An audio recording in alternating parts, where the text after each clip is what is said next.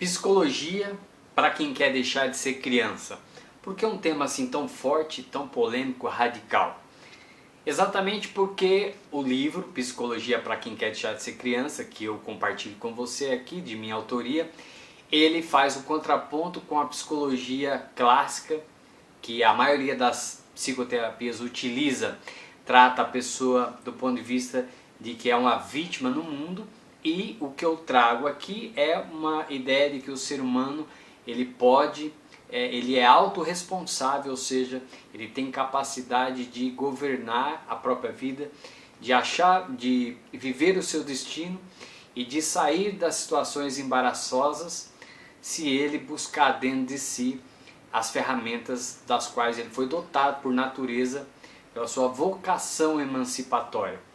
É esse contraponto que me leva a afirmar, em contraponto com a psicologia que geralmente tem esse viés de levar a pessoa para a infância, para entender o seu passado, a sua relação familiar, alguns até a ideia de vidas passadas. É o contraponto de que você precisa ver a sua vida a partir de agora, e sim a partir desse agora, como é que você faz para diminuir o seu sofrimento, para encontrar o seu caminho, para retomar a sua vida. Ou seja, ao invés de trazer para fora a criança que está dentro de você, que a psicologia, a maioria das psicoterapias utiliza, aqui a proposta é puxar o adulto que está aí dentro adormecido, porque o adulto é nele que está coragem, fé na vida, autoconfiança e disposição para sair das situações de reveses embaraçosas e conseguir superar patologias mentais, dificuldades, fim de ciclos pessoais de vida e retomar o seu caminho. Basicamente, o conceito que eu utilizo para fazer a afirmação é esse. E eu vou esmiuçar com você alguns pontos do livro, porque que são pelo menos 40 capítulos que eu trago, sempre com esse viés contestatório do que a psicologia clássica e as psicoterapias, na sua maioria, utilizam para tratar patologias, para poder ajudar no tratamento das dores emocionais. Eu vou aqui passar com você vários aspectos. Eu falo isso baseado em quê? Primeiro, baseado em inúmeras dezenas de leituras que eu fiz no campo da psicologia, da filosofia. Segundo, baseado nos meus dramas pessoais. Eu passei por um quadro de ansiedade crônica, cheguei à síndrome do pânico, tive problemas de manias, tive um quadro grave de depressão, fiz uso de remédios controlados, como é o caso de muitas pessoas. E como é que eu superei isso? Exatamente quando eu virei essa chave. Enquanto eu fiquei do lado da psicologia vitimista, essa historinha toda de fazer o pai interior harmonizar, a criança com o pai severo, toda essa conversa fiada, minha vida não foi para frente. Fiz mais de 2 anos de psicoterapias com esse viés e não me ajudaram.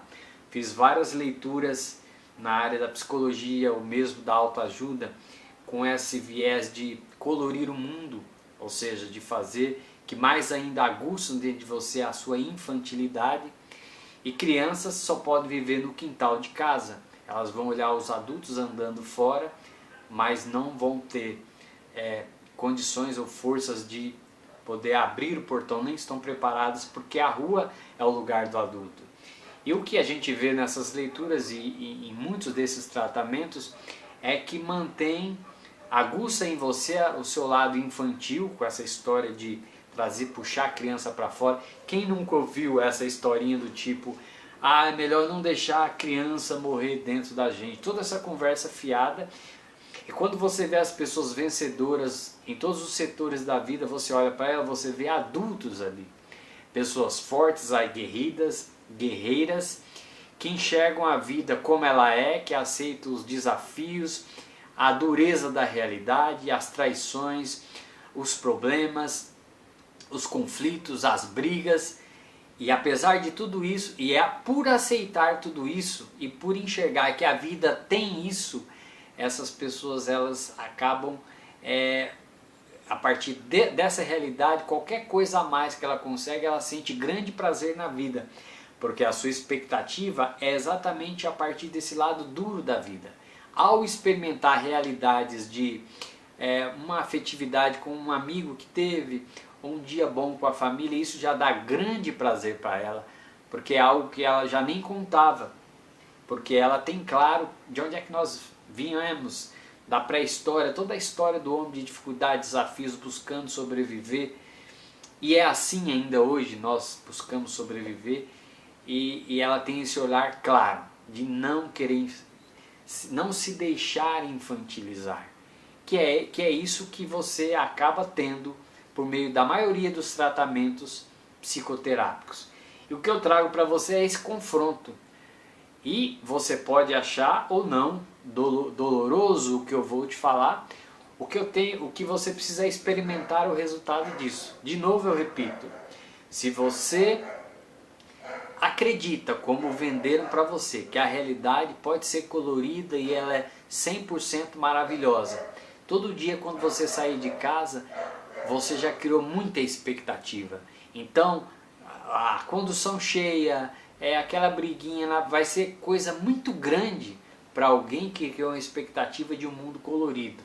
E se ao contrário, você tiver claro que a vida tem problemas, tem desafios, tem conflitos, tem dificuldades, tem traições, tem tédio, e você sai de casa sabendo disso, qualquer momento bom que você tiver com a pessoa da qual você goste, tomando o seu café, isso para você vai fazer você maravilhar da vida. Exatamente o contrário, isso tem um grande impacto na sua saúde emocional.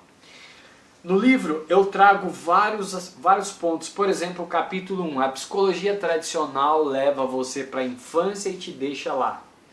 Se você já fez terapias, você vai se lembrar daquela anamnese que é feita no primeiro dia, perguntando como você foi como criança, como era você com seu pai, que é algo absolutamente claro. Você está ali fragilizado, vai ser legal ouvir, até porque é muito gostoso lembrar da nossa infância, falar da gente.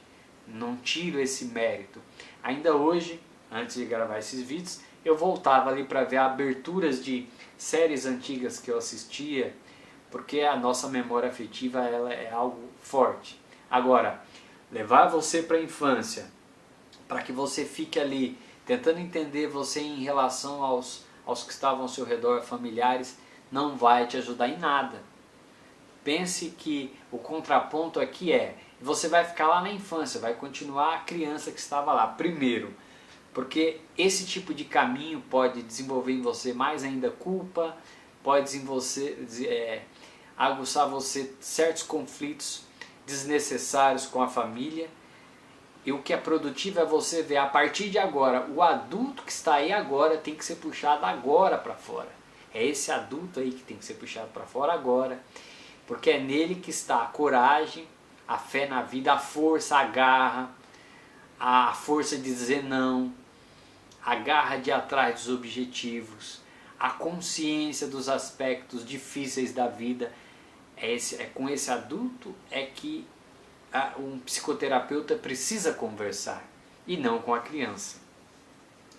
Depois, o capítulo 2, eu intitulo uma coisa que você que é homem já deve ter ouvido de mulher, ou ouvido uma mulher falar em relação a um parceiro, um namorado, que é: para com essa criancice. O que a mulher quer dizer quando ela diz isso para o seu parceiro? Exatamente que ele está sendo imaturo, ingênuo. Por quê? Porque as mulheres, uma boa parte das mulheres, elas esperam um parceiro que seja corajoso, enfrente a realidade, que vá para a vida forte. Exatamente, embora que evidentemente do ponto de vista de relacionamento as pessoas se relacionam com os opostos. Exatamente, uma mulher muito séria, muito centrada, muito que se cobre muito, ela tende a se apaixonar por um rapaz muito criança. E na verdade as pessoas se apaixonam por características que ela vê na outra. Então por que ela se apaixona? Porque no fundo ela queria se soltar um pouco mais. se cobrar menos do que o que ela está fazendo. Na realidade é isso, as pessoas se apaixonam por características. Isso vira tanto um vício que quando o outro larga, ela, pelo amor de Deus, meu mundo acabou. Na verdade, porque ela estava viciada naquela característica que ela precisa desenvolver nela. E é uma coisa engraçada, no momento em que ela desenvolver, a outra pessoa tende, às vezes, a perder um pouco a graça e às vezes se tornar uma pessoa normal para ela, porque ela perdeu a dependência disso. Mas pare com essa criancice, isso dói, porque na verdade nenhum de nós homens, e mesmo mulheres, porque a mulher também espera ser vista como mulher pelo homem. Então também uma mulher não quer ser vista como criança, ela quer ser vista como mulher. Então essa frase, pare com essa criancice, é uma frase muito forte que dói, ninguém quer ouvir. Outro capítulo que eu coloco ali, o reino da felicidade, que isso é muito típico hoje em dia, que as pessoas elas estão sempre buscando por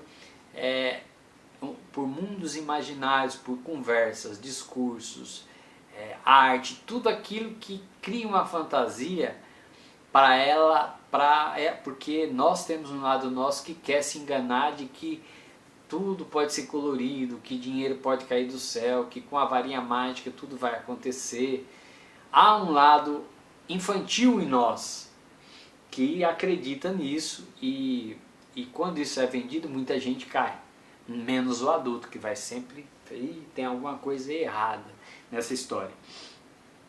Um capítulo que eu trabalho é a dependência emocional na vida adulta, o que eu chamo de infância estendida. O que eu quero dizer com isso? Desculpa que a alergia hoje está brava enquanto eu gravo esse vídeo, mas é importante gravar. O que é a infância estendida?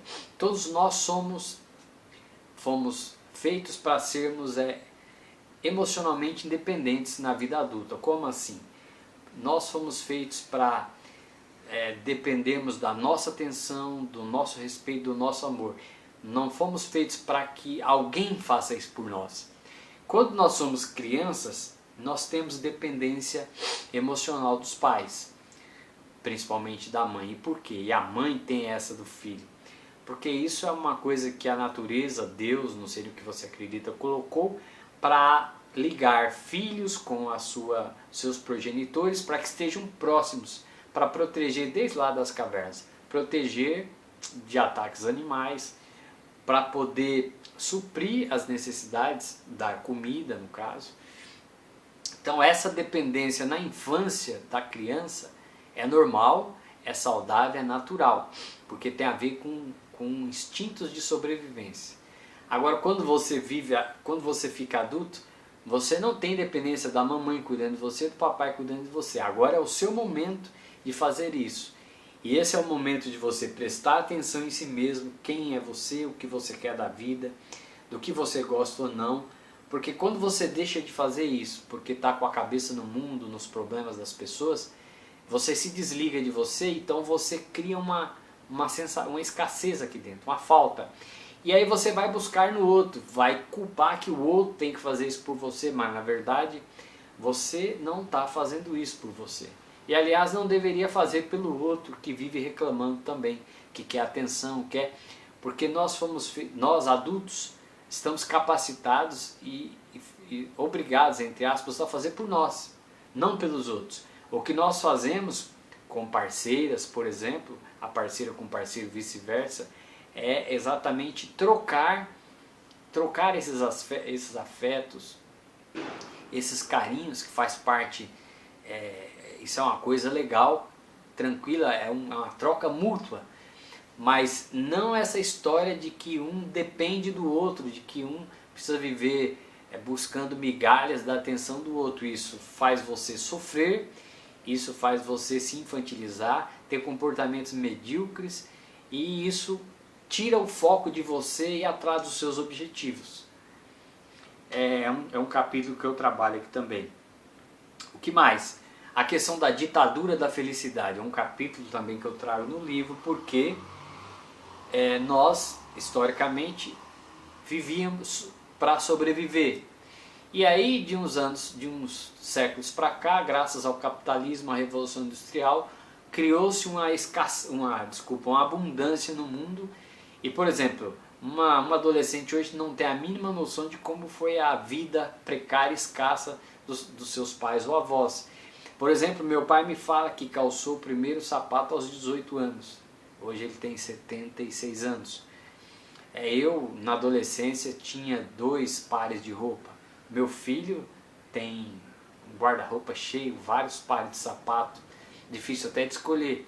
Isso em função de que o aumento de produtividade, o assunto não é esse, mas criou uma abundância no mundo e fez as pessoas elas se iludirem para uma ideia de felicidade, espraiou isso em vários campos da vida e há vários fatores aí também, né? Até a ponto de alguém criar a lei com o direito à felicidade, uma série de coisas. E as pessoas elas perderam a noção de que a vida tem problemas, tem desafios, tem crises, tem dificuldades. E elas criaram a expectativa de 100% do tempo feliz. E aí, elas, como isso é impossível, acabam se frustrando e aí começam a entrar em conflito com pais, com vários fatores, porque instituiu-se a tal ditadura da felicidade. Então, isso é cada vez intensificado mais, proibindo você de usar um certo jeito de falar, porque isso vai magoar não sei quem, né? Proibindo as pessoas de buscarem o seu próprio caminho, o seu projeto de vida, tirando-as do caminho delas, dizendo que elas têm que lutar para acabar com a injustiça do mundo. Quer dizer, essa ideia essa busca de perfeição no mundo, ela enfraquece a mente, ela tira você do seu caminho, ela tende a levar você para o futuro, para o ressentimento, que é aquela raiva de que alguém tirou algo de você, mas na verdade você se abandonou porque acreditou nessa conversa fiada de que está no mundo obrigado a ou com a missão de fazer algo por alguém, e isso é repetido todo dia, toda hora, e não é fácil reagir a isso, mas isso é uma mentira, isso é uma maldade que colocam para as pessoas e por isso que muitos estão no vício, nos vícios, estão perdidas. Isso é um tipo de maldade que é repetida. Você não está obrigado a nada, você não tem a missão de nada, você nasceu livre, né? Vamos lembrar aí a carta lá do Benjamin Franklin, ele falava uma coisa que as pessoas falam, mas da boca para fora porque não acreditam. Todos os seres foram criados pelo Criador livres. Se as pessoas realmente acreditassem nisso, não viveriam cobrando que elas têm que fazer isso pelo meio ambiente, pelo vizinho, por não sei por quem. Porque toda vez que você estiver diante de uma contradição, saiba que você está diante de uma mentira. Porque a verdade tem um lado. Ou você é livre ou você não é. O seu projeto pessoal de vida. A solidariedade, que é também um aspecto da vida, mas ela é natural, é um apelo normal que vem, ela tem um caráter de satisfação pessoal. Ela, se vier, quando vier, vai vir de uma forma natural, mas não é uma coisa que tem que ser educada. Uma outra mentira também, que é vendida também na educação, mas a solidariedade ela tem que dar em você um senso de que você está ganhando algo interior. Você quis, você não saiu do seu caminho para ser solidário, mas você fez no caminho que você está trilhando, o seu projeto de vida, e fez isso porque acrescentou algo dentro de você, você quis. Não é essa história, porque também existe uma coisa criada que é a ditadura da solidariedade. Olha só, o livro tem vários trechos, eu vou falando aqui alguns, se você depois se interessar, os meus livros estão na Amazon. Até alguém falou assim, nossa, mas esse livro é caro, hein? E de fato é caro.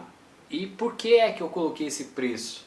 Eu pensei, quando eu fui publicar, fora o trabalho que me deu escrever todo esse livro, fora o trabalho, eu pensei, se vende um livro por 5, 7 ou 10 reais, as pessoas não dão valor, pode até adquirir, mas deixa de lado, porque você vai valorizar se você pagar mais por uma coisa, você tende a abrir. Pense a esse respeito. A segunda coisa, eu pensei, cara, uma sessão de psicoterapia custa de 100 a 300 reais. Geralmente as pessoas vão quinzenalmente e às vezes até semanalmente. vão pelo menos por 1 ano ou às vezes até 2. No meu caso eu fui 2 anos e pouquinho. Gastam um dinheirão.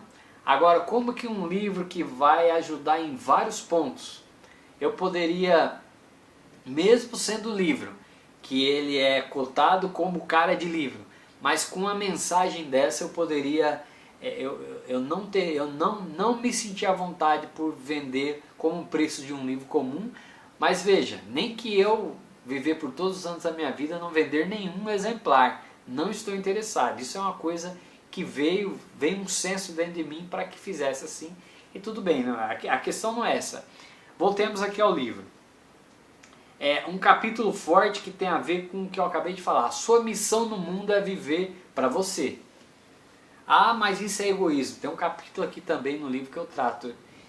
É impossível alguém não ser egoísta, e eu divido o egoísmo em 2.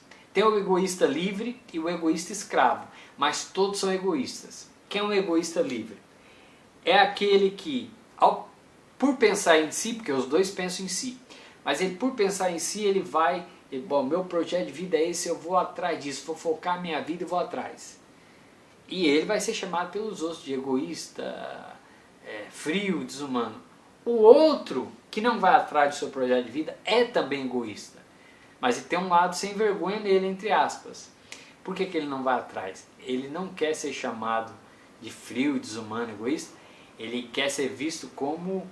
ele quer a atenção do outro. Ele quer ser visto como gostosão, a gostosona, né, como um Deus. Ele quer ser querido pelos outros. Então ele abre mão do seu projeto de vida, se abandona para estar ali na barra da saia dos outros, fazendo as coisas. A casa dele está bagunçada, mas ele está arrumando a dos outros. Porque ali ele está recebendo o olhar dos outros, a atenção. Porque não é fácil você fazer a sua trajetória de egoísta livre ali, na sua solidão, buscando seus objetivos. Ninguém está vendo o seu caminho. Agora o egoísta escravo, porque ele está na mão do outro. Porque ele quer a bajulação do outro, mas o outro, porque o outro exerce juízo sobre ele, ele está sendo manipulado pelo outro. Ele está ali perto, então ele está tendo a ilusão de que é venerado, que é querido pelo outro. Então ele opta por isso. Agora, os dois são egoístas e o egoísmo, seja da liberdade ou da escravidão, são partes da natureza humana e nós nunca vamos nos desfazer disso, porque a natureza, Deus nos fez para pensarmos em nós. Agora, um pensa em si a partir da sua vida, o outro pensa em si a partir de como quer que o outro veja. Mas nós fomos feitos para cuidar da gente, para viver para a gente. É impossível, se você tirar do ser humano o aspecto egoísta e cair nesse tal altruísmo mentiroso e hipócrita e que não existe, nós não sobreviveríamos meses. Porque se você, é por você pensar em você que você se alimenta, que você se cuida, que você trabalha para ter o dinheiro para cuidar do seu filho, que vai continuar a espécie, por uns aspectos egoístas. Então, essa mentira, essa hipocrisia de condenar o egoísmo, inclusive atrelar isso ao capitalismo, que é outra hipocrisia, outra mentira, isso é uma coisa que é importante que você supere para que a sua vida fique mais leve e você pare de se culpar pela sua prosperidade, pelo seu projeto de vida. Por exemplo, o que mais aqui? São vários pontos, eu não tenho como ver com quantos minutos, mas por exemplo, eu falo sobre brincadeiras de adultos, porque adultos têm brincadeiras também, mas a brincadeira é de adulto. Essa história do adulto querer ficar fazendo brincadeira como se ele fosse criança. Então a criança tem o mundo dela, o adulto tem o mundo dele. Vai ter um capítulo em que eu trabalho essa dicotomia, que nós somos vítimas ou criamos o nosso destino. Isso, na verdade, é um assunto que você acha em abundância por aí. Mas, por exemplo, eu vou trabalhar aqui no livro, vou falar sobre a autossugestão, que é uma técnica fantástica, que foi importante para potencializar todo esse meu processo de recuperação que eu falei lá atrás, para que eu pudesse estar conversando com você agora, que é o ato de você usar auto-hipnose ou sugestionar seu inconsciente com crenças que respeitem quem você é, a vida que você quer ver, que levem você adiante. E ali a bateria está acabando, é o momento de acabar, também aqui antes que pare. Eu quero parar por aqui, até a próxima, um grande abraço. E esse livro é extenso, caberia considerar vários pontos, talvez em outro momento eu volto a ele. Até mais!